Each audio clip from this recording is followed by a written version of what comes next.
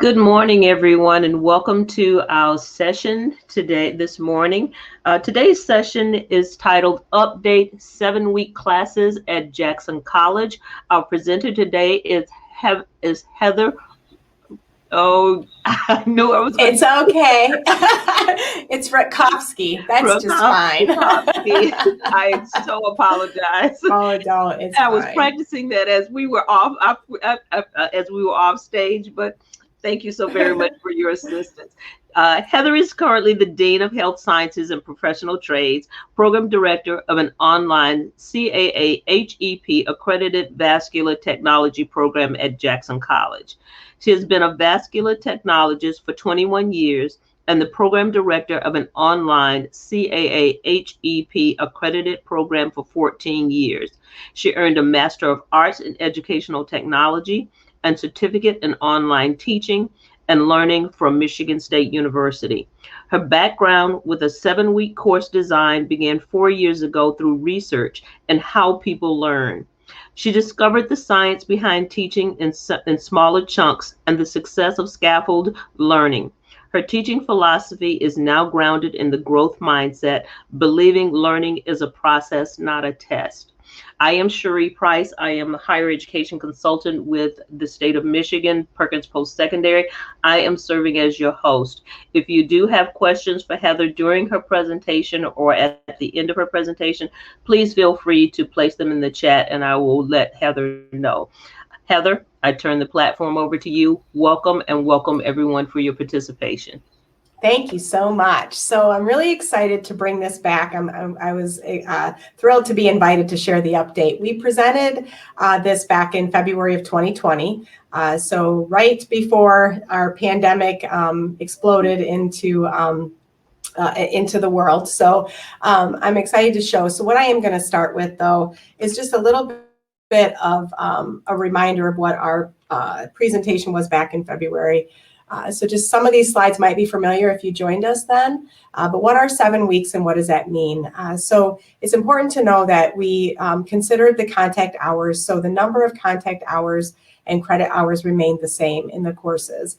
So the course learning outcomes were identical. The same quality of teaching, support, and content, we didn't change that.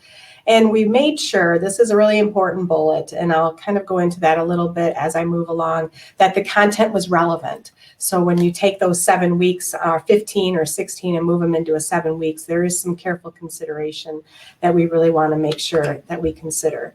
So why move to 7-week classes? Well, why did Jackson College? We've always been at the core of our philosophy here is that student success is our priority. So total commitment to student success really drove where we started to think about why we wanted to do this. But again, with just a little bit of my background, I've learned that the importance of presenting content and giving students time on task in smaller chunks is really at the core of the science of how people learn. We were able to do this, and students gave back feedback that, the momentum of the courses really helped them to stay on task. But we can kind of go a little bit into that as we move further into the presentation.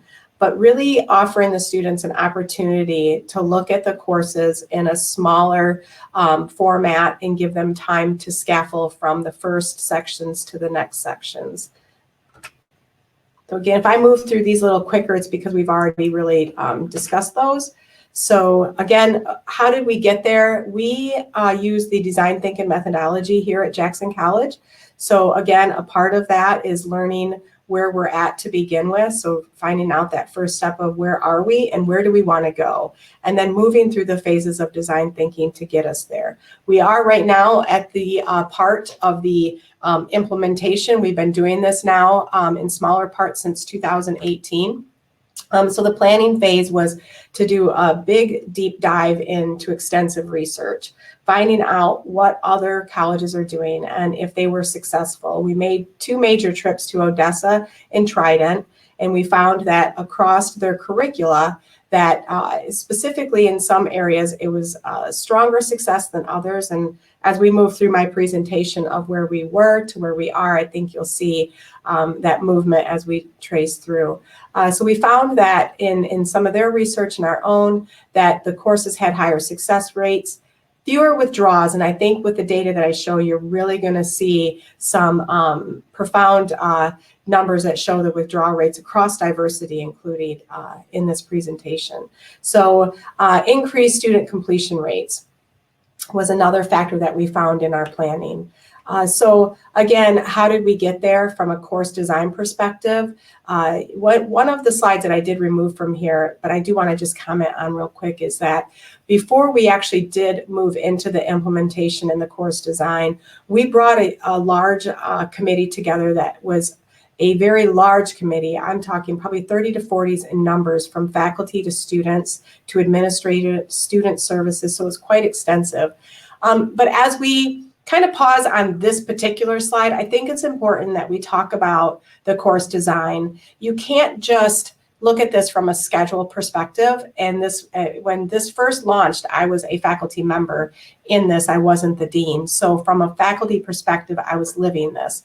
But I had started this work through my graduate degree because of the profound science behind how people learn, learning in the smaller chunks. So I feel it's really important that we pause here for just a moment before we get into a lot of data, because when you take a 15-week, that 15-week semester or course was carefully, intentionally designed with the content in mind, and oftentimes teaching to the textbook or the chapters, or even teaching to a test. So when you say, let's move to 7 weeks, it just really cannot be done with a light switch. We can't just say it's a schedule. It's just a schedule change.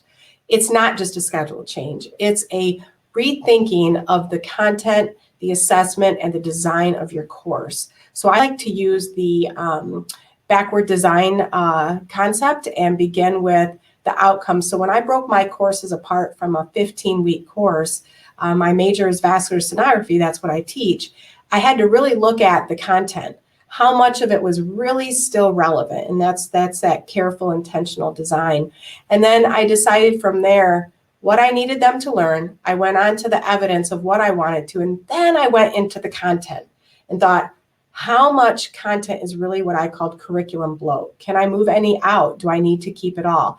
And that's where I landed on which course could be 7 weeks and which could not. When students learn, again, smaller chunks, but time on task was important. So integrating your design in the thinking of what part of it is time on task, and for occupational disciplines, it's clinical or it's internships. So you really need to be able to integrate that as you move into an idea of 7 weeks. So this is how it can look. So we took in this, some of the data that I'm going to present to you, we took our earlier, more developmental courses, as you can see, and kind of across it, the BUA side, the computer science. And we had this traditional 15 weeks. So the students are taking 12 credits all at one time. And so and there's many different ways of design, but in this particular example, they split the semester in half and took the courses and just stacked them where you're taking 2 at a time with a week off and then 2 more. There's many different designs, and I would be willing to work with any one of you if you're interested in not just piling all content in one course, because that's really not the best method, but if your course content can handle that, then this model in front of you is a really good model to go after, is splitting that semester in half. So the implementation, we talked a little bit about that, was really, it's an institutional change requirement. It's not just a scheduling move. So you have to really be careful in making sure that you do that. We piloted it. We started with some smaller courses in 2017, built it up to where you can see in winter 2019, we were at 50%. And then of course, with COVID, we didn't change the 7 weeks, but everything did move online. So some of the data I'm going to show you will somewhat have a lot of that in there. So you might be questioning, you know, was this all online or is this all the same? So as I move into the next few slides, we're going to really be looking at a lot of data. So we fully scaled in fall of 2019 with 75% of our classes in 7-week sections.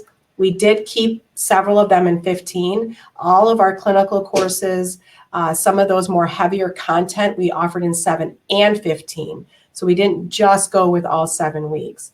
We also designed a lot of our courses in hybrid offerings. This gave us a lot of flexibility to still offer that level of instruction while the students were moving through a little quicker schedule. So course success, this is where we were. So this is part of the update that I'm going to talk to you guys a little bit about. I'm not going to move through a lot of this quickly, but I have a feeling there could be some questions. So I want to leave some time at the end for questions. But this is where we were back in fall of 2019 when we first presented this. You can see where we've really highlighted, circled right there in red, one of the most interesting and I think purposeful intentions of 7 weeks is to keep students in the seat. But as faculty, we want to make sure they're successful, right? So this does show that our overall success rates were pretty high in the first 7 weeks when compared to our 15 weeks. But the withdrawal rate is what I think was more profound here, was that we had less withdrawal in our first and second 7 weeks than we did in our 15 weeks.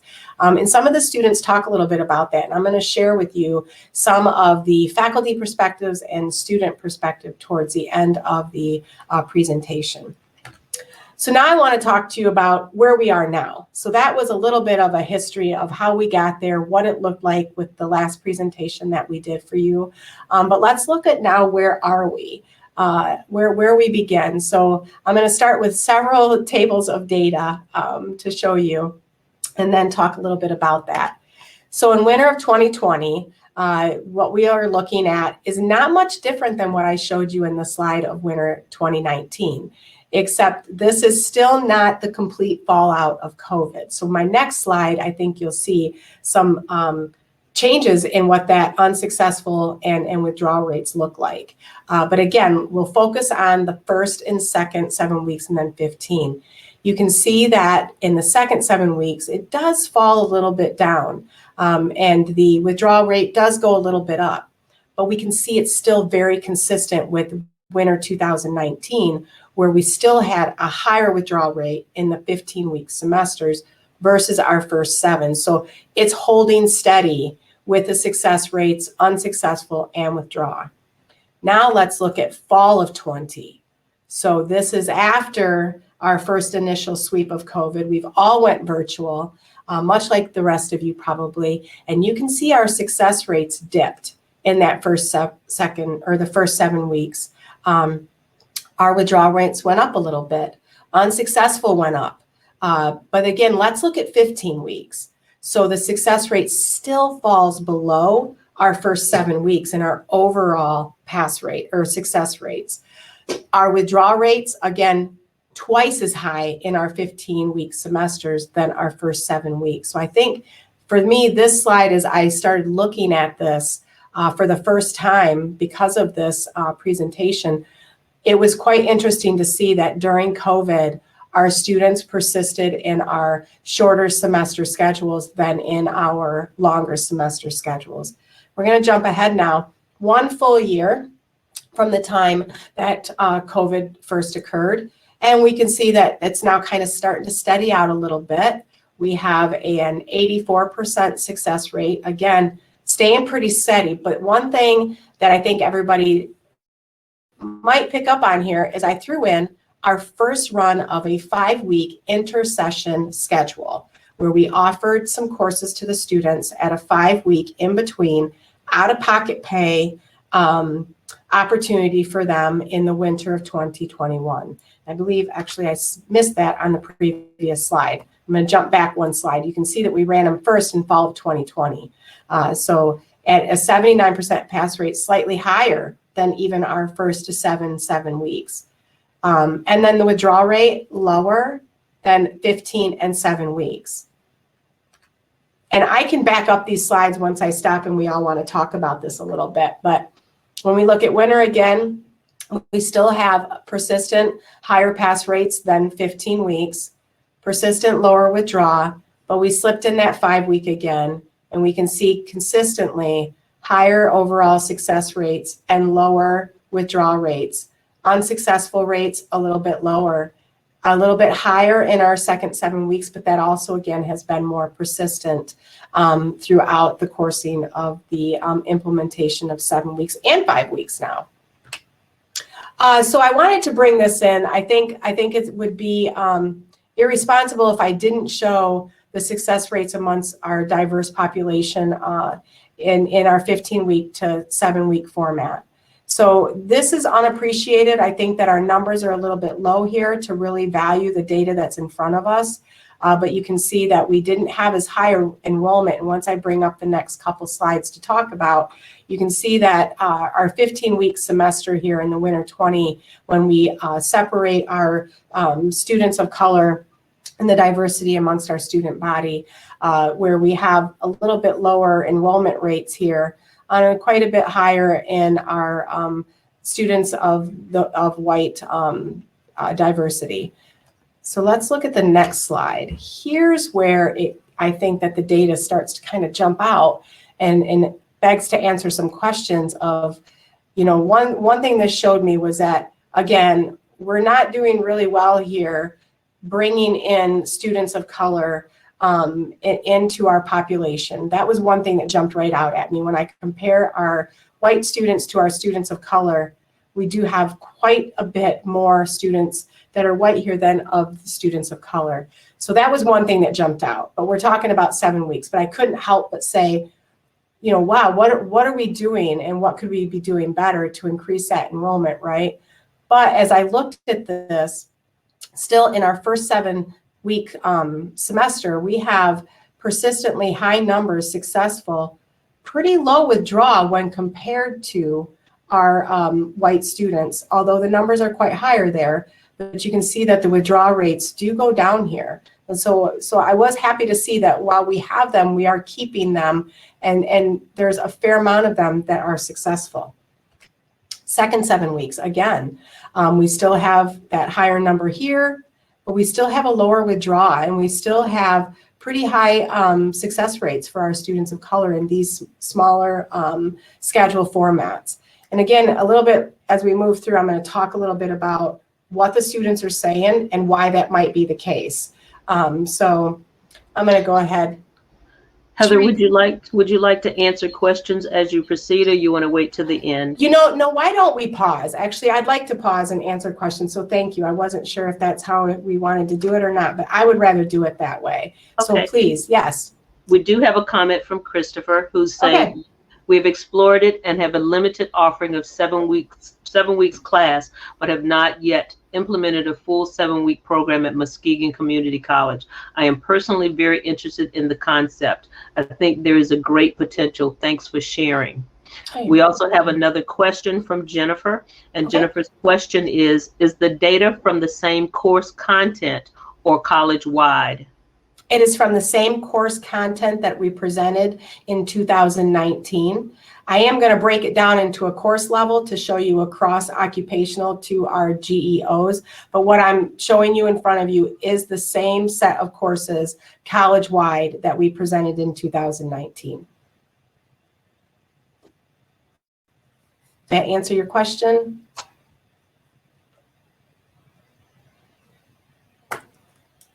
Thanks for the questions. You guys can interrupt me anytime, by the way. Also, I love the questions.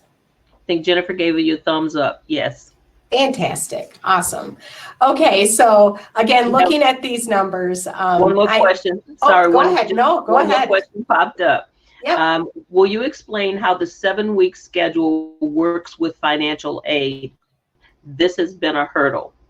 Okay, yes, sure. So the 7-week schedule, because it still falls within our 15 weeks. So we didn't change the distinction of our semesters. Our semesters are still 15-week semesters, but we've scheduled them within that 15-week semester. So the students don't have an interruption in that financial aid because it's still viewed as that 15-week structure as it's always been. It's a schedule change from the institutional side, and from a faculty side, it's a course design change.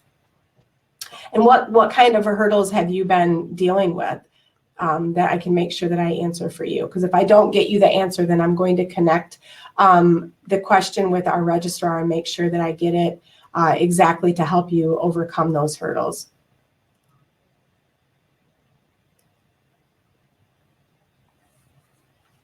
Or if that answered it, then that's great. But I know that was because early on in the development of this, we had to absolutely make sure that every player was involved in the implementation and the planning phases of it before we implemented. So we had our registrar, our financial aid expert, we had all of those at the table to make sure that what we were doing would not interrupt or create barriers for students to earn their financial aid.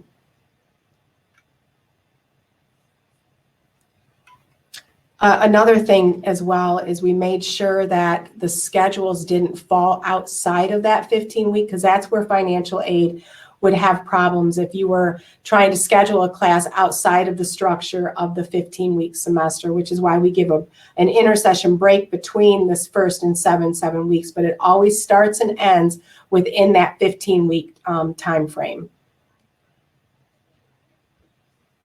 For the second 7 weeks. Okay, so for the second 7 weeks, I'm not sure what your semester structure is, but as long as you keep your schedule within that, so our second 7 week ends at the end of the traditional 15-week semester. So when we run 7 and 15, for example, this year our semester ends, I believe it's December 18th. So our second 7 weeks will end December 18th with all the traditional endings.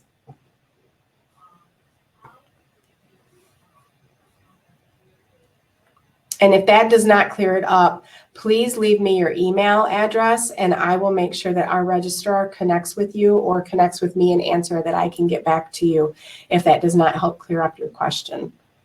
Because that's what we're here for today, is helping you to figure out how to make this work by our successes and failures here at Jackson College, because we've had a few of them. So as the questions still kind of come in, and again, I will definitely, oh, there's that email. Okay, I will grab that from you and make sure that I get that answer for you, okay? So I also wanted to share, I know we talked a lot about overall success rates, but again, I started this before we started 7 weeks at Jackson College. So when we rolled this out, I was a very loud voice in ensuring that faculty had time to design their courses, and not just the mistake that I think a lot of course design faculty and course design make, and perhaps even our administrators, they make this assumption that it's a schedule, that you can take 15 weeks of content and put it in a 7-week class, or take 15 weeks of content and split it between 2 7-week classes. That's a little bit better than just cramming it all into 7 weeks, because again, the way the science of learning is smaller chunks over a period of time with the opportunity to practice those skills, especially in skill-driven type of disciplines. So again, testing the assumptions and really looking at the content and doing a deep dive using that backward design framework and deciding, is my content, you know, is there things in there that I can remove? Am I teaching to my objectives, my competencies, or am I teaching to the textbook? And often if we're teaching to the textbook, we got a whole lot of content to cover. That's when we might find 300 slide PowerPoints or some of these teaching tools that really are not helping students to learn, retain, and apply later on. So I really wanted to share this with you. Again, being transparent, I think it's important that we all really look at what really is happening at the course level, not just overall success, but what's happening at the course level that's driving some of the things we're doing, especially when they come towards the second admit programs. Are they prepared? Are they persisting and succeeding through? So human biology is one of the courses that we all know. Anatomy and physiology, human biology is one of the courses we all know that really points to a lot of our health science programs, and really it's a course that most students have to take, one or the other. So what we found was that in the 15-week, and in this particular class, first 7 weeks and second 7 weeks, and this is data pulled from Winter 20. I apologize, it's not on the slide. What we did find is that there really isn't an appreciated difference in the success of these students. And I didn't get the withdraw information, but I did speak to the instructors on this. And the students withdraw, and then this is a qualitative because I don't have it in front of me, for this lead faculty, They don't withdraw, she said. But again, as we get into the faculty perspective, I'll tell you about what her perspective is and the students, and we can look at the qualitative part of this. And again, please don't hesitate. I will interrupt me for questions. It's absolutely fine. So as we look at this particular course, we can see that the quantitative measurements say, hey, you know, there's really not a whole lot of appreciative differences between these semesters. So why do it, right? That was the question. Why have, you know, all these different schedules? We have a slight, just a slight, and I say slight, not appreciative difference in the first 7 weeks from a 15-week semester. Sonographic physics, I threw this up here because, again, this is more occupational science. So I wanted to give you a perspective of a general education course, what it looks like. And then we're going to take a theory course of sonographic physics, very difficult course, much like human biology. And we're going to look at that also. And one might say we do have we have a little bit of a spread here. We also have a much larger, you know, student body in this course.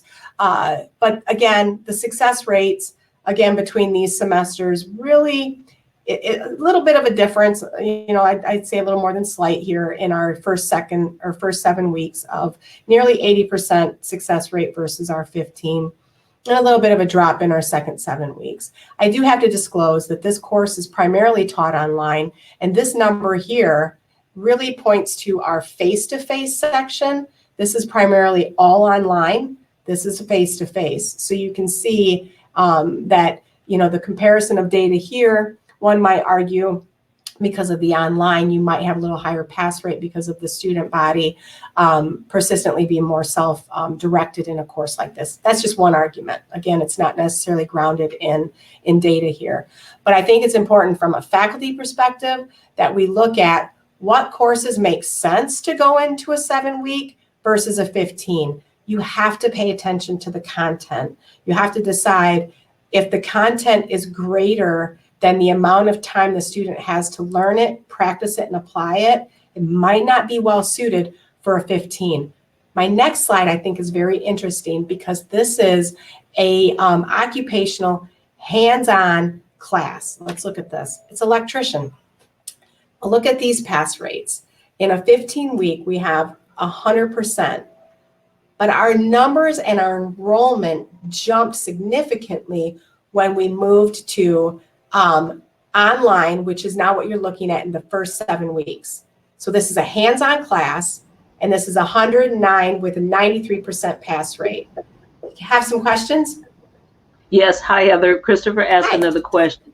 Do all students taking 7-week classes exclusively take 7-week classes, or do they mix and match? It seems like it would be a better system if students take exclusively 7 weeks classes or exclusively full semester. I think this is also an issue for faculty. It feels like teaching only 7-week courses during a semester would be better than teaching both 7 and full semester classes at the same time. Absolutely. I agree 100%. So I had the pleasure of interviewing a student yesterday, and I was able to capture some of his comments. And so from a student perspective, here's what he said. Every class I take is all 7 weeks. I don't take 15 weeks anymore. I take all 7 because it's easier for me to organize my time. This is his conversation with me. He said it was easier for him to organize his time and his schedule by keeping 7 weeks consistently. So he takes 2 in the first, 2 in the second. Now, that being said, there are some students that we know, for example, in anatomy and physiology, would prefer, and again, working with their navigator, their student success navigator, they learn that they might not do well in the 7-week bio class because they, it's a harder content for them, right? So they opt into taking a 15-week while they're maybe taking a lower stake course with a little less content, easier to do in a 7-week, perhaps like medical terminology. We hear that's a favored in a 7-week course, or our introduction to health occupations. So they may take a 15 with 2/7, but really that's the student making that decision to do that based on the content in which that they're in. Faculty, and I was one of them, do not want to teach a 15-week with 7 weeks. That's very hard to, at least, and I can't say, we have 70 some full-time faculty here, and I have not spoke to all of them. So it's a smaller number of faculty, but it was the bio instructors that I spoke to, the physics instructors, med-term instructors, and they shared that for them, they're either going to teach 7 or they're going to teach 15. The ones that I did speak to really liked teaching 7 because they were able to have that break in between and then get back with it with the 7-week classes, and then, move through those and have their, have different students kind of rolling through. So they favored the 7 weeks. But honestly, in all the time that this has been rolling out, it's really kind of across the board. You've got some that love it, some that hate it, some that are still having a hard time, with the amount of content that they have to teach in 7 weeks. And then here's the number one, it's hard for me to develop the relationships that I used to in a 15-week class. That's the most comment that I've heard from faculty is that right there. So it's been a challenge for them. Margaret just made a comment. I've taught 7-week classes in the past, and she's loved it. Yeah. So some either love it or they hate it. In my program, I can say in the vascular program, I have all my clinical is still 15, and there's one class that during my deep dive, I realized I could not teach as a 7-week class because there was just too much content and too much time on task that I needed my students to have. So I had to carefully place that in the curriculum that was not flooded with their 7-week courses. So I had to be careful with that because I wanted them to be able to organize their schedule as the student that I spoke with yesterday about this. So another question I see, when is it, go ahead, I'll let you read it. Oh, no, okay, it's up to you. Sorry. When it is in a discipline that builds on the skills, it is great, like in the tech courses. That's from Right. Jennifer. Yeah, so right here, that slide right in front of us really speaks to that, I think, is that, and this is just one. I've had several just in conversation share with me, I have no problem. I had one instructor say they don't even know the difference because it's when I did this and I have new cohorts now, they love it. And the one takeaway from here is the workforce. When you're working with occupation or discipline specific classes like this, these students, they are getting exactly what the workforce is asking for. And the instructors are able to design their classes specifically. Here's what the workforce is asking for, and here's what the students say that they need to get. So, for example, in this particular, about 10% of curriculum bloat was removed because of the advisory committee, the workforce, the student input. They drilled right down into exactly what they needed. And I think that can speak to why we see such high success rates in some of these courses like that, because they've gotten down to what really is needed. Now, in our bio course, I sat down with her and it's hard to teach. Just for example, the concept of blood gas is when you're not already coming from one area and building into the next. So what can you remove? It's really hard in those courses to take content out when it has to build and cover so many different body systems. So it's really specific, I believe, from the data and the interpretation of what I'm seeing, that it's really, really well suited for our workforce type of courses. So I think it's important now we talk about faculty and student perspective. I really didn't want to come in here and give you the interpretation that this is a best all, that this is wonderful, that everyone loves it, because I know that you would believe 100% that I was not being honest. So I wanted to share a few things from across as much as I could.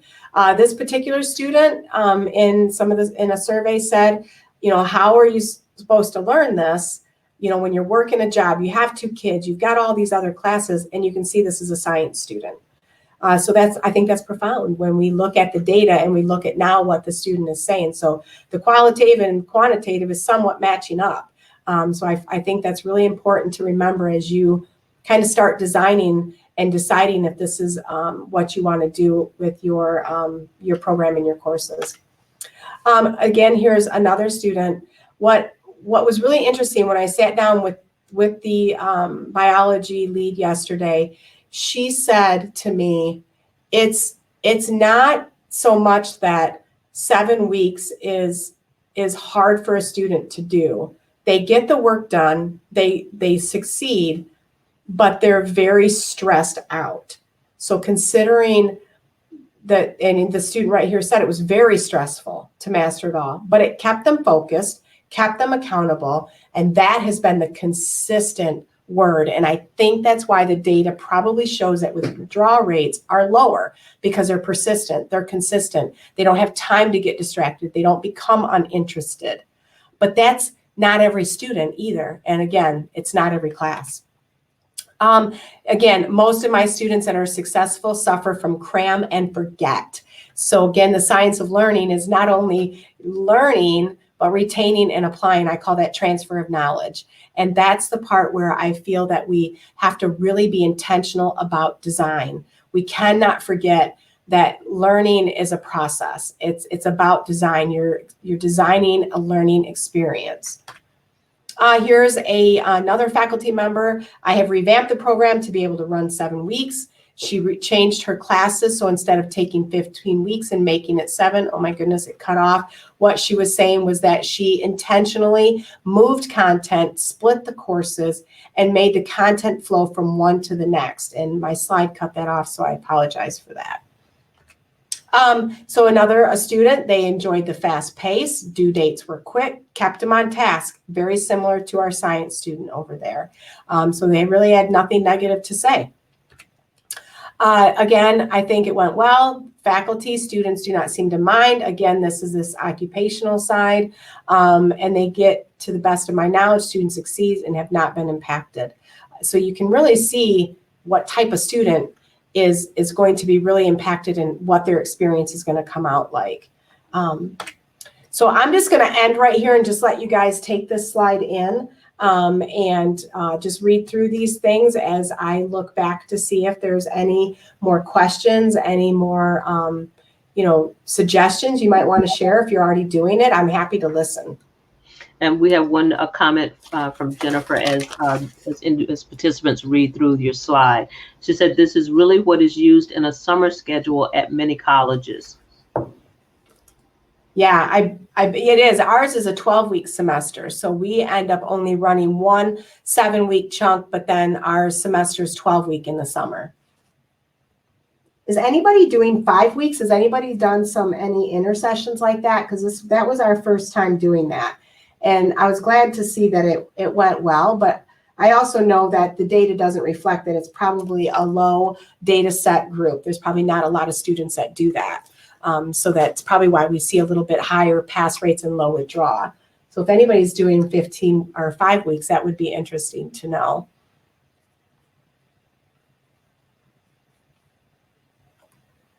Again, as we go ahead. No, go on. I was just going to say some of these takeaways. Again, some of these were from when we first did this, but I really wanted to make sure that I emphasize that you really need to take a look at your content. I can't tell you enough that course design is absolutely critical. Don't just cram 15 weeks into 7 weeks. That's gonna set the relationship up for failure. We need time to learn our students, engage them. That's really not the best design for 7-week delivery.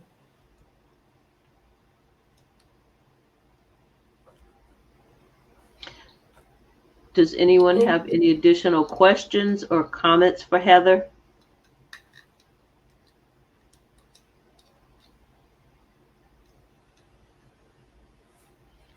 Any final comments from you, Heather? Oh, we do. Everyone says, thanks, Heather. Great information. Thank you. I'm going to go ahead and share this PowerPoint back out. I didn't get it sent off to Ken, but I will. So if you want it, you can have it. If anyone wants to, I'm going to put in the chat box my email address. I love design. My background is in educational design. So I would be more than happy. This is my wheelhouse. This is my passion, to help people look at what they're doing and intentionally create a course that can deliver, phenomenal results, with opportunities for students to make choices in their learning and instructional. I would be happy to set up a meeting with anyone and show what we're doing or what I'm doing and share ideas.